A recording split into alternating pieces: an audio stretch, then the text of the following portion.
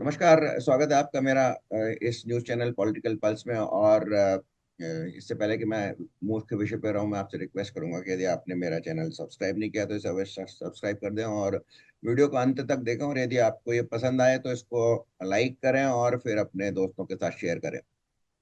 तो आज की बात शुरू करते हैं कि कल दिल्ली पॉलिटिकल में जो नॉर्थ इंडिया और विशेषकर इंडिया गठबंधन की पॉलिटिक्स में एक अजीब मूवमेंट आया जब चंडीगढ़ में मेयर के इलेक्शन में बीजेपी के कैंडिडेट हरप्रीत कौर बाबा जीत गई।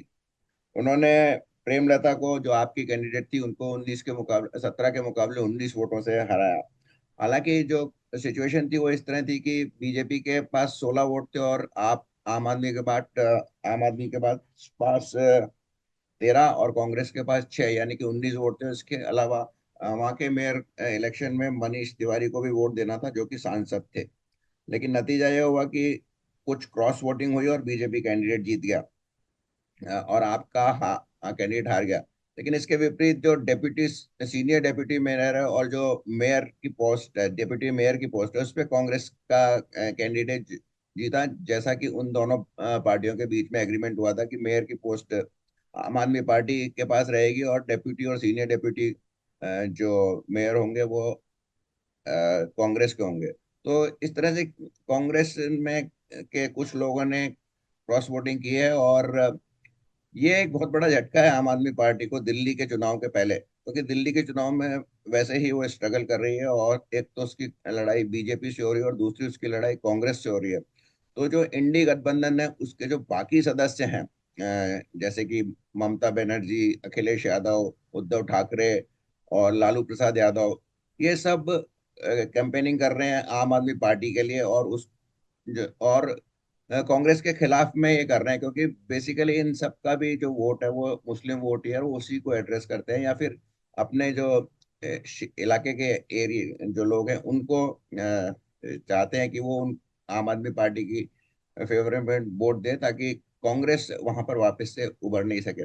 और कांग्रेस और राहुल गांधी और अरविंद केजरीवाल के बीच में तो युद्ध चल ही गया है। कल एक पोस्टर युद्ध भी हुआ था जिसमें देश के 10 बड़े करप्ट नेताओं में से उनमें राहुल गांधी की फोटो भी छापी थी। तो ये लड़ाई जो हुई, इसका सीधा सीधा जो असर पड़ा वो जो चंडीगढ़ के मेयर चुनाव पे पड़ा और वहां पर बड़ी फूट नजर आई इंडी गठबंधन में, जहाँ पे आम आदमी पार्टी को कांग्रेस के कुछ लोगों ने क्रॉस वोटिंग करके हरवा दिया। आज यहाँ पे एक बात आपको मैं बताऊं कि पिछली बार जो चुनाव हुआ था उसमें जो प्रेजाइडिंग ऑफिसर था उसने कुछ मतपत्रों के साथ छेड़छाड़ की थी और इनिशियल इलेक्शन में बीजेपी का कैंडिडेट जीत गया था, लेकिन बाद में सुप्रीम कोर्ट तक मामला गया और फिर सुप्रीम कोर्ट ने उसको रिवर्स किया और फिर वापस कुलदीप कुमार करके जो आम आदमी पार्टी के नेता थे वो मेयर बने। तो यही कुलदीप कुमार इस बार भी सुप्रीम कोर्ट कोर्ट गए कि ट्रांसपेरेंट वोटिंग हो, और उनका उनका कहना था कि जो वोटिंग हो वो रेज ऑफ हैंड से हो, ताकि ये पता चल जाए कि कोई क्रॉस वोटिंग तो नहीं कर रहा है।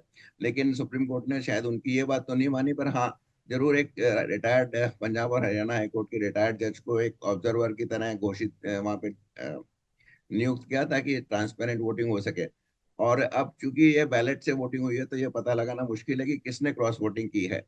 लेकिन डेफिनेटली ये पक्का है कि कांग्रेस ने कहीं ना कहीं अपने कुछ सदस्यों को इंस्ट्रक्शन दिया होगा कि वो मेयर के चुनाव में बीजेपी के कैंडिडेट को वोट दे ताकि वो जीत सके। ये कोई डील भी हुई होगी, मुझे लगता है, ताकि जो सीनियर डेप्यूटी मेयर और मैंने डेप्यूटी मेयर है वो कांग्रेस के बन जाए।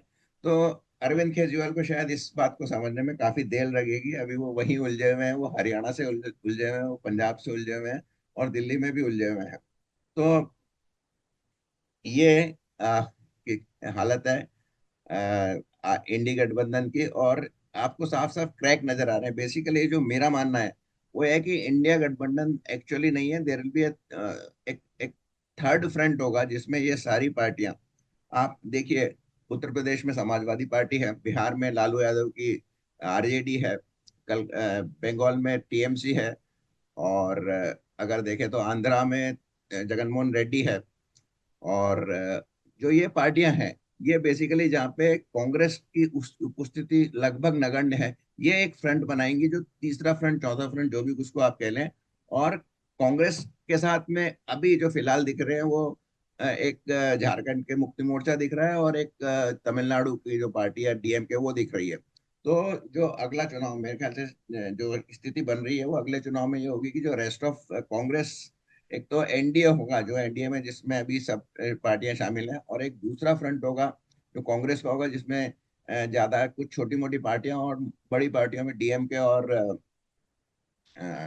झारखंड मुक्ति मोर्चा शामिल होगा। जो तीसरा फ्रंट होगा उसमें जो मोस्ट प्रोबेबली जिसकी नेता ममता बनर्जी होगी, उसमें ममता बनर्जी की टीएमसी होगी, समाजवादी पार्टी होगी, आरजेडी होगी, आंध्र प्रदेश का वाईएसआर कांग्रेस होगी, तो इस तरह, और फिर उद्धव ठाकरे होगा।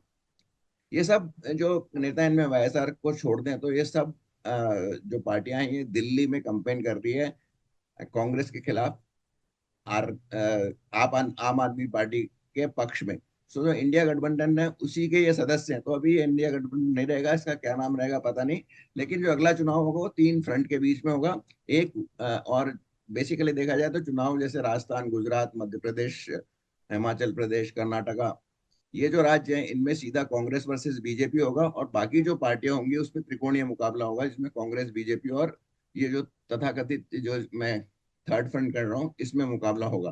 तो काफी इंटरेस्टिंग होगा और काफी कुछ डेवलपमेंट होगा जो अगले चुनाव 2029 में होंगे उसके पीछे। पर फिलहाल तो आम आदमी पार्टी के लिए झटका है, और वो शायद दिल्ली में भी उसको झटका लगेगा, लेकिन जोर का झटका लगेगा या धीरे का धीरे लगेगा, लेकिन झटका जरूर लगेगा। तो देखते हैं कि जोर का झटका धीरे लगता है, तेज लगता है, 8 तारीख को पता चलेगा। तो आज के अंक में बस इतना ही। आशा है आपको ये ठीक ठाक लगा होगा, तो इसको शेयर लाइक कीजिए और अपने दोस्तों के साथ शेयर कीजिए। बहुत बहुत धन्यवाद।